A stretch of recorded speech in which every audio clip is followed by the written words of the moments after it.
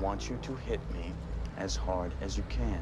Attends, tu penses vraiment avoir compris Fight Club? Genre, tu crois que Tyler Durden n'existe pas? Que tout est une hallucination d'un gars en crise? Franchement, tu te trompes. Réfléchis un peu. Fight Club, c'est bien plus qu'une simple histoire de troubles mentaux. C'est l'histoire d'un mec complètement paumé, perdu dans une vie vide, et qui finit par se créer un pote imaginaire pour supporter tout ça. Et là, tu te dis, ok, c'est donc un film sur la solitude. Non? Eh bien non, toujours pas. Avoue, tu pensais avoir tout compris en arrivant à la fin du film, non? Que t'avais capté tous les sous-entendus? Eh bien, en vrai, t'as peut-être rien saisi. Dans cette vidéo, je vais te révéler ce que Fight Club cherchait vraiment à te montrer. En gros, le film raconte l'histoire d'un mec insomniaque qui déteste son boulot et qui devient ami avec un gars super charismatique, Tyler Durden. Ensemble, ils fondent un club de combat et de fil en aiguille, ce club devient une organisation anarchiste, poussant la vie du narrateur vers le chaos. Alors maintenant que tu as un résumé. Moi, la première fois que je l'ai vu avec un pote, on a pris une claque. Le film est intense, un peu chaotique, mais justement, c'est ce qui fait son charme. On a tellement accroché qu'après le film, on a passé des heures à en discuter. On évoquait nos théories, les détails bizarres qu'on avait captés. Par exemple, après la mort de Tyler, le narrateur devient soudainement plus charismatique, comme s'il avait enfin absorbé cette part de lui-même. Tyler, ce n'était pas qu'un ami imaginaire, c'était sa propre part refoulée, le côté audacieux et insoumis qu'il n'osait pas assumer. D'ailleurs, parlons du narrateur. T'as remarqué qu'il n'a pas de nom?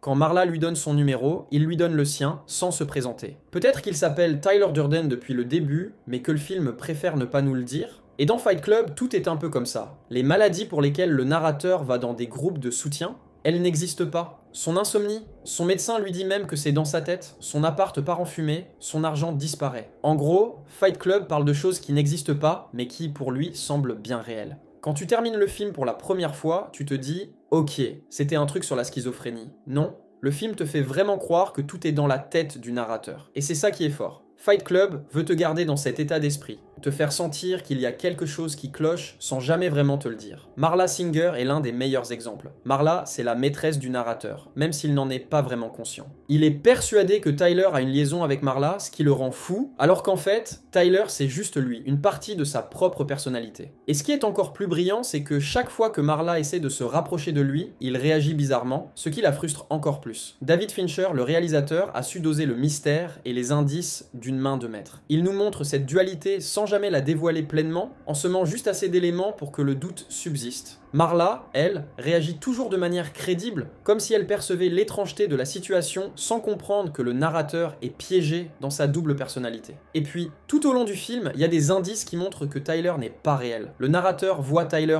partout, dans des flashs, même dans les moments où il ne devrait pas être là. La première fois qu'on voit Tyler, c'est dans un aéroport, quand le narrateur est tellement crevé qu'il se sent devenir une nouvelle personne à chaque réveil. Mais le film est construit pour te faire comprendre que le narrateur ne vit pas vraiment dans la réalité. Parfois, on dirait qu'il est sur le point de se réveiller, mais il replonge dans ses illusions. La scène finale, où il comprend enfin la vérité, c'est un choc. Et soudain, tout prend sens. Fight Club n'est pas juste l'histoire d'un gars avec un ami imaginaire. C'est une réflexion sur ce qu'on est prêt à sacrifier pour devenir quelqu'un d'autre, pour échapper à notre propre vie, à tout ce qu'on voudrait fuir dans notre existence. Et quand il prononce ces dernières mots, qui est ce que la caméra nous montre sans qu'on le connaisse? Exactement, Tyler Durden, le champion des répliques. J'ai encore un autre indice si tu veux, mais attention, ça va faire mal. Dans les 30 premières secondes du film, qui commencent par la fin, ouais, c'est du génie ça, le narrateur nous balance « Comment je sais tout ça ?» Je sais tout ça parce que Tyler le sait. Donc là, Fincher nous spoil la fin comme un amateur qui raconte le dénouement d'un vieux polar. Le narrateur et Tyler, c'est la même personne et on ne se rend même pas compte de la supercherie. Je pourrais aussi vous parler de ce moment hilarant où le narrateur voit Tyler dans une pub à la télé ou quand il avoue que des fois, littéralement, Tyler parle à sa place. Il y a plein d'autres trucs à relever, mais si je commence à faire ça, je vais finir par recopier les 200 vidéos qui analysent déjà le film sur YouTube. À la base, je vous parle de l'avis de mon pote et de moi sur le film. Quand on a fini de le regarder la première fois, on a cru avoir pigé à peu près tout ça. On s'est dit, waouh, on est des génies. Ce que j'appelle la première couche du film. Première parce qu'il y en a 4. On se pensait super malin d'avoir compris tout ça. Mais la vérité, c'est qu'un détail nous trottait dans la tête. Tyler, ce personnage, à part être marrant et faire réfléchir sur les maladies mentales, il a une autre fonction, non? Pendant tout le film, il répète des choses sur la société de consommation, comme un vendeur de voitures d'occasion qui essaye de te refourguer un modèle en mauvais état. Ce serait pas ça, le vrai thème de Fight Club. Ce que j'appelle la deuxième couche, un peu comme une lasagne, mais en plus funky. Pour répondre à notre question existentielle, il est possible qu'on ait décidé de revoir le film une deuxième fois. Et là, c'était reparti pour un tour. En visionnant le film une deuxième fois, on a commencé à capter tous les indices de Fincher, comme un détective bourré sur une affaire. On a remarqué ces indices, mais surtout, on a pu analyser le personnage de Tyler et son discours sur notre société, un peu comme un cocktail explosif. Au début du film, le narrateur ne fait que nous raconter à quel point sa vie est ennuyeuse et qu'il essaye de trouver du plaisir en achetant des trucs qui finissent à la poubelle. Il nous parle de son appartement, si bien ordonné, rempli de meubles Ikea qu'il n'utilisera jamais. C'est comme un musée du meuble inutile. Il essaye de se construire une bulle protectrice où chaque élément de sa vie a un sens et une raison d'être. En gros, il est à fond dans l'optimisation de sa vie comme un influenceur sur Instagram. Il nous parle aussi de ses repas dans les avions où tout est en portions minuscules, comme si on mangeait avec des poupées Barbie. Que ce soit son café ou le sucre qui l'accompagne, tout est éphémère, un peu comme ses relations. Le narrateur nous raconte la cravate de son boss, qui change selon le jour de la semaine, mais reste toujours la même, le lundi, le mardi. À ce point, il peut deviner le jour juste en voyant la cravate. Il nous parle de son petit monde consumériste, bien rangé et réfléchi, mais où tout n'a qu'un sens superficiel. Ce petit monde, devinez quoi? Il va flamber au bout de 30 minutes de film, ce qui permet à Fincher de nous balancer la vraie question existentielle. En foutant tout en l'air, le réalisateur permet au narrateur de remettre en question toute sa vie et d'introduire son antipode, notre cher Tyler. Tyler, même si tu ne l'as pas encore capté, c'est le total opposé du narrateur. Un peu comme l'eau et le vin. Ironique, non? Quand on sait que c'est la même personne, c'est comme si un clown et un philosophe partageaient la même tête. La philosophie de vie de Tyler, c'est que notre consommation quotidienne, c'est le mal incarné. Comme il le dit si bien, « Things you own end up owning you ». Les choses que tu possèdes finissent par te posséder à la place. Du coup, Tyler, à chaque scène, il développe un argumentaire contre la société qui, après réflexion, peut sembler logique. Grâce à lui, Fight Club devient un film engagé qui te fait réfléchir plutôt qu'un simple divertissement. C'est le genre de film où une fois que tu l'as fini, tu te dis que tu as appris quelque chose. Les dialogues, les personnages, tout ça, ça va rester gravé dans ta tête comme une mauvaise chanson des années 90. Fight Club, ça nous parle de cette hyperconsommation permanente, mais avec une bonne dose d'ironie. Tout le propos de Tyler, c'est de nous faire réaliser qu'à force de consommer, les gens perdent leur conscience et deviennent les esclaves d'un système sournois, sans même s'en rendre compte. La prochaine fois que tu t'assois devant le film, garde à l'esprit tout ce que Tyler essaye de nous dire. Mais pourquoi je t'ai dit qu'il y a de l'ironie dans tout ça, hein? Pendant le film, à force que des gens rejoignent le Fight Club créé par nos deux protagonistes, le groupe prend une tournure de plus en plus radicale, un peu comme une soirée qui dérape. Ce qui était à la base un endroit où les membres pouvaient se défouler de leur quotidien chiant, devient leur nouvelle routine,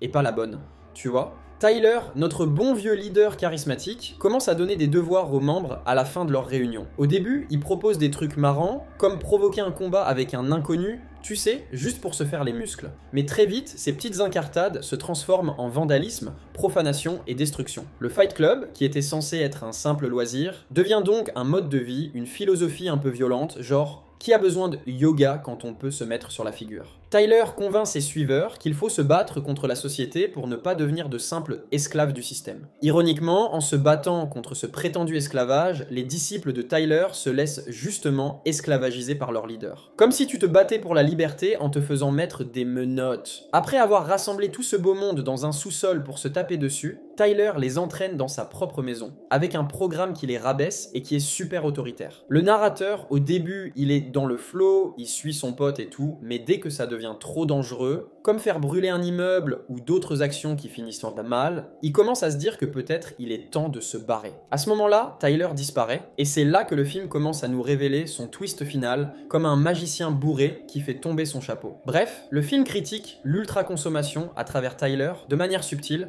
tout en ajoutant ses propres idées. Cette critique, c'est l'élément principal du film, et chaque scène nous le rappelle. On a tellement pigé ce message qu'il devenait presque évident de penser que c'était le propos principal du film. Fight Club serait donc un film engagé, s'inspirant de références comme Usual Suspect pour son plot twist final, en tirant ses idées de partout pour délivrer un message. Mais en y réfléchissant bien, on s'est rendu compte que ce message est encore plus global. Dans notre compréhension du film, il y avait encore des passages qui nous laissaient perplexes, et on se demandait si Fincher avait vraiment mis des éléments inutiles juste pour rallonger le film, comme un mec bourré qui raconte une blague à rallonge sans fin. Peut-être qu'on réfléchissait trop, peut-être que Fincher devait inclure ces moments pour donner un semblant de cohérence au film. On a même commencé à penser que Fight Club nous obsédait et nous rendait fous, et que cette quête incessante de sens n'allait nulle part. Peut-être que cette recherche était futile, et qu'à l'image du film, on était en train d'inventer des choses inexistantes, juste pour assouvir un besoin irrationnel de réponse. On n'avait pas de réponse à toutes ces questions, mais notre curiosité prenait le dessus. Alors, hop, c'est reparti pour un troisième visionnage et une exploration de la troisième couche que renferme le film. Le film parle donc de sa vision de la société, mais pas seulement de l'hyper-consommation. Par exemple, à travers les groupes de soutien que rejoint le narrateur, David Fincher critique aussi la profonde hypocrisie de notre société. Ces groupes de soutien qui permettent au narrateur de trouver enfin le sommeil sont comme un miroir de sa pensée. En voyant des gens traverser des épreuves difficiles, ça lui permet de remettre en question sa propre douleur sans la dénigrer, bien sûr. Comme Marla lui dit lors de leur première discussion, ces groupes, c'est des endroits où chacun s'écoute vraiment et n'attend pas juste son tour pour parler.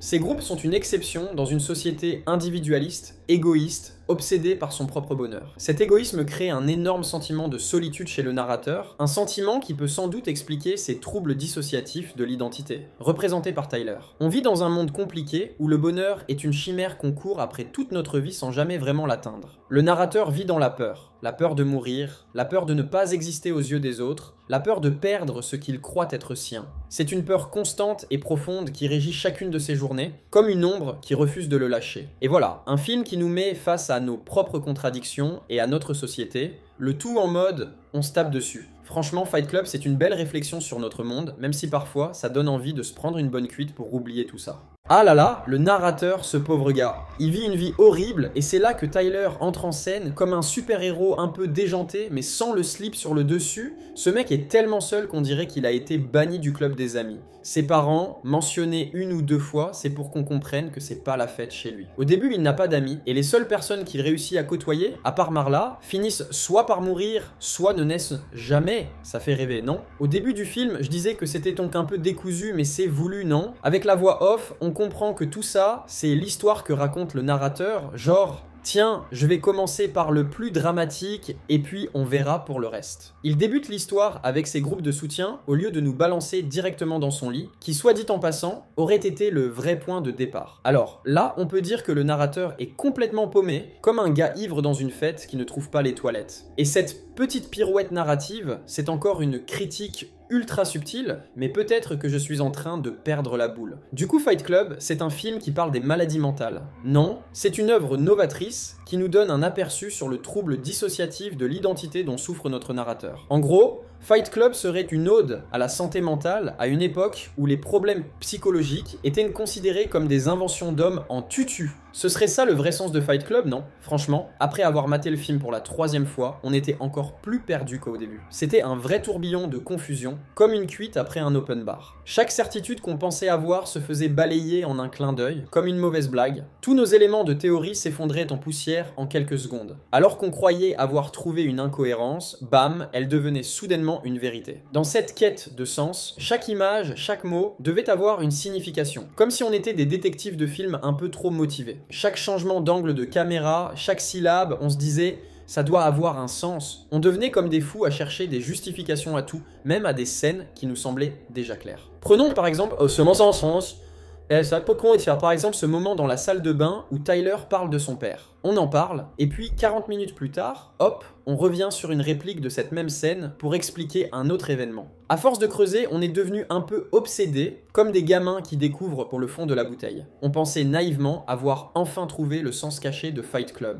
Et là, grosse révélation. C'est une critique de la masculinité toxique. Oui, le vrai message de David Fincher, c'est de dénoncer tous ces préjugés sociaux en les poussant à l'extrême. Tyler, ce beau gosse, est l'opposé parfait du narrateur. Il est fort, musclé et n'a jamais peur de rien. La seule émotion qu'il affiche, c'est la colère. Il incarne la vision de l'homme parfait selon la société, comme si l'on avait pris le stéréotype masculin et qu'on lui avait ajouté des biceps en bonus. Et tiens-toi bien, le Fight Club est exclusivement composé d'hommes. Ah ben oui, une femme ne viendrait jamais se frotter à un groupe basé sur la violence, ce serait un peu bizarre. Non, c'est un peu comme si on se moquait de la masculinité toxique tout en la renforçant. Un vrai paradoxe. Le film s'attaque aussi aux attributs sexuels masculins, comme si c'était le cœur du débat. On a le groupe de soutien où le narrateur se pointe, celui des mecs atteints de cancer des testicules. Franchement, ça ne te met pas dans l'ambiance, ça. Et puis, il y a la punition ultime du groupe Chaos, celle de Tyler, qui consiste à couper les testicules, comme si on pensait qu'enlever le principal attribut d'un homme...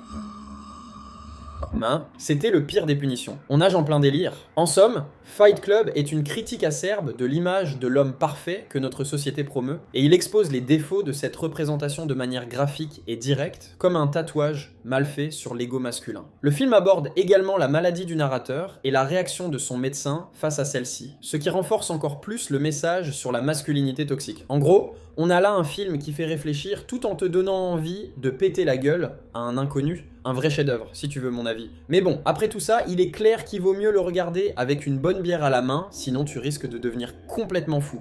Ah, parlons un peu de ce film, Fight Club, ce bijou du cinéma qui te fout une claque comme si tu venais de recevoir un coup de poing d'un mec bourré dans un bar. Donc, t'as ce professionnel de la santé, un genre de docteur en carton, qui te balance des discours sur la virilité en mode « demande pas de l'aide mon vieux, sinon t'es pas un vrai homme ». Du coup, on se retrouve avec des gars qui souffrent n'en qu'en silence, pensant que leur douleur, c'est du vent. Comme si se prendre une déception amoureuse, c'était juste un petit rhume. Le film, il pourrait même aller jusqu'à nous montrer les conséquences sociologiques de cette masculinité toxique. Tu sais, avec le projet Chaos qui fout le bordel dans la société, ça nous rappelle que cette image de l'homme fort et violent, eh ben, c'est pas si glorieux que ça. Un peu comme cette pub de bière où tu vois des mecs musclés en train de faire du surf tout en buvant, alors qu'en réalité, la plupart d'entre nous, on reste coincé sur le canapé avec un pot de glace. Mais sérieusement, à la fin, tout ça, ce sont que des théories. Mon pote, on pourrait passer des heures à se demander si Fight Club a vraiment un sens. Mais entre nous, ce film a autant de sens que de spectateurs qui le regardent. À chaque fois que tu le mates, tu trouves une nouvelle interprétation, un peu comme une boîte de chocolat. Sauf que là, c'est plutôt des bonbons au rhum et tu te retrouves bourré avant la fin. Après des heures à retourner le film dans tous les sens, tu te rends compte que Fight Club n'a pas une unique vérité. Non, c'est comme un bon vieux miroir déformant, Styler. Il n'est pas qu'un personnage. Il est un reflet de ce qu'on veut être ou de ce qu'on redoute de devenir, un peu comme quand tu te regardes dans un miroir après une nuit trop arrosée et que tu te demandes qui est ce que zombie devant toi. Donc en gros, Fight Club, ce n'est pas un film qui tape sur un problème en particulier. Non mon gars, c'est plutôt une loupe géante qui te force à regarder à l'intérieur de toi-même. Et là, c'est le drame. Tu te rends compte que tu as des combats à mener, des démons à affronter, et tout ça, sans même avoir la recette de ton cocktail préféré sous la main. Alors en gros, Fight Club, c'est une grande leçon de vie, mais avec des combats de rue, des punchlines à la Tarantino et une dose de psycho. Mais attends, avant de sortir ton gobelet en plastique et de crier « Vive la révolte !», rappelle-toi que tout ça, c'est une question de perception. À la fin de la journée, le vrai combat, c'est pas contre les autres, mais bien contre soi-même. Allez, santé. Bon, c'est tout ce que j'avais pour aujourd'hui. Vous pouvez partir maintenant.